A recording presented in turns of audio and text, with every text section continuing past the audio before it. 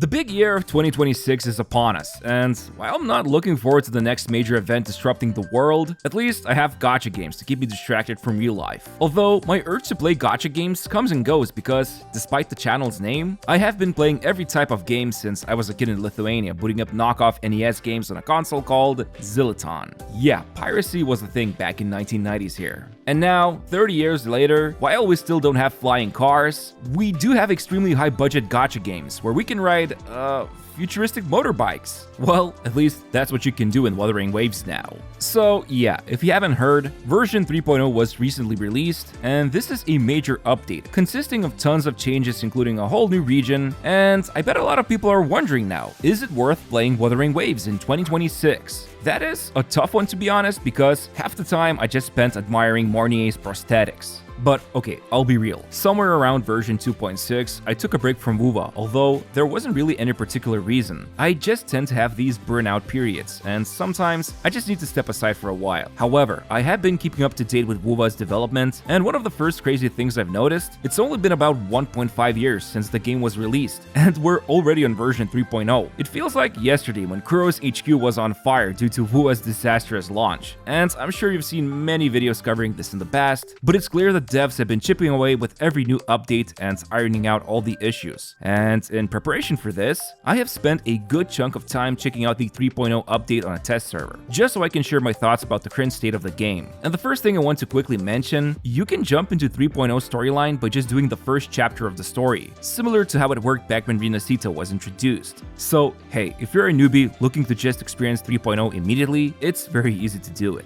And sure, while there's some lore you might miss out on, so far the newest story feels pretty self-contained, and it even had this cutscene where Rower creates this cassette tape of memories showing a montage of everything they've experienced so far. It might feel a bit jarring to a new player, but for someone who has a bad memory, this felt like a nice little tribute to what the story has been about so far. Anyway, so the new region is called Hairoy, and one of the first things I've noticed was that it takes a huge step back from fantasy-themed environments.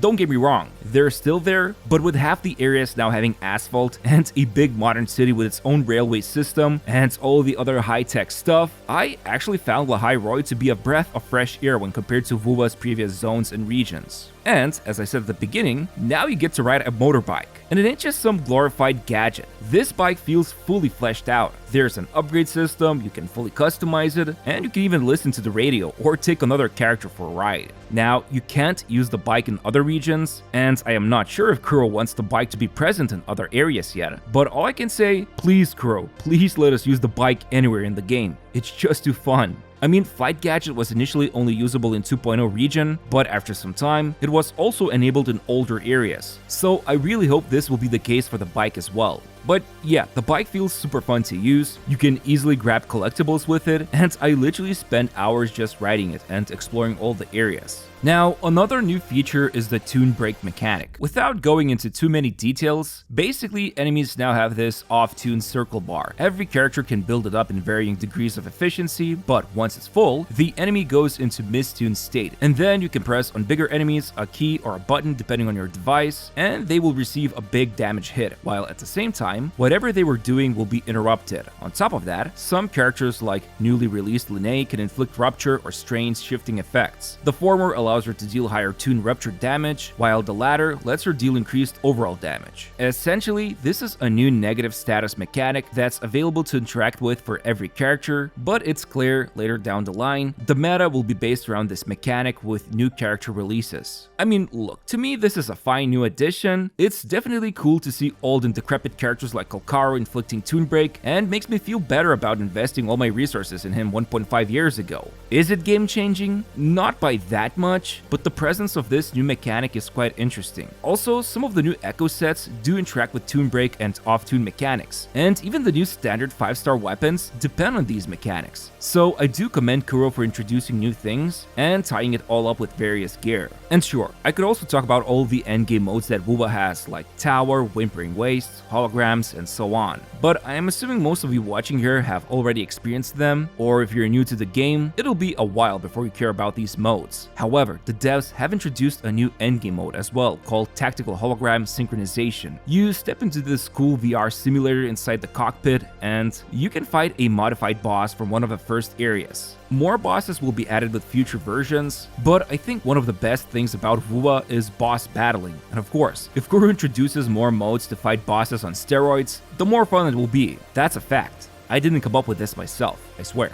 Although, to be honest, as I keep playing these super high-budget gacha games, I am starting to realize that while Endgame is great to have around, I still think the most important aspect of these gachas will be story and exploration. Put me in hundreds of rooms full of different bosses, but all of that fades to me when I can just hop on a bike and ride around and interact with the world. Luckily, I think with 3.0 the tone has shifted heavily towards catering to this experience. Right from the start of the 3.0 story, you're thrown into this new region and you have to run away from a giant worm together with Linnea's help. Then later on, you are accepted into the academy and now you're a student. I don't want to spoil everything about the story so far, but it felt so fresh this time around. I mean, I've played tons of JRPGs, especially futuristic ones like Phantasy Star, Xenoblade, or Star Ocean, and I've always admired how the art team manages to mix fantasy with sci-fi. Well, safe to say, I truly believe that Hairoy achieved this same feeling. More than anything, the cutscenes have become like 10 times better. I am exaggerating here a bit, but my god. I think Kuro dumped truckloads of cash into these updated cutscenes, especially when it comes to Linnea, who is our guide for the 3.0 region. She is just so expressive, and I know part of this tactic is to lure me into pulling for her, but joke's on you. I am only getting her to S4 because I might have saved up enough materials to get other 2 copies of her from the shop.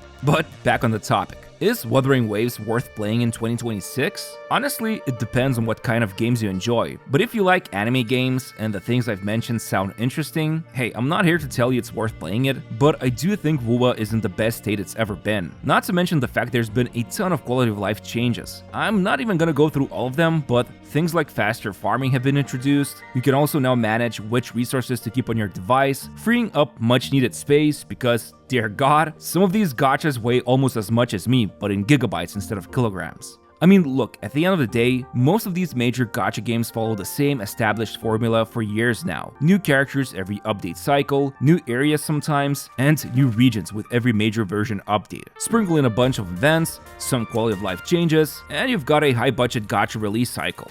Did wuwa break away from this cycle with the 3.0 update? No, but the way it was handled absolutely felt different. And it's not just the bike or Mornier's prosthetic legs I'm talking about. No, the devs pushed the boundaries of a major version update, and to me, the most important part was to break the cycle of monotony, and I think it worked. Or who knows, maybe I'm just a sucker for going on long rides with my motorbike.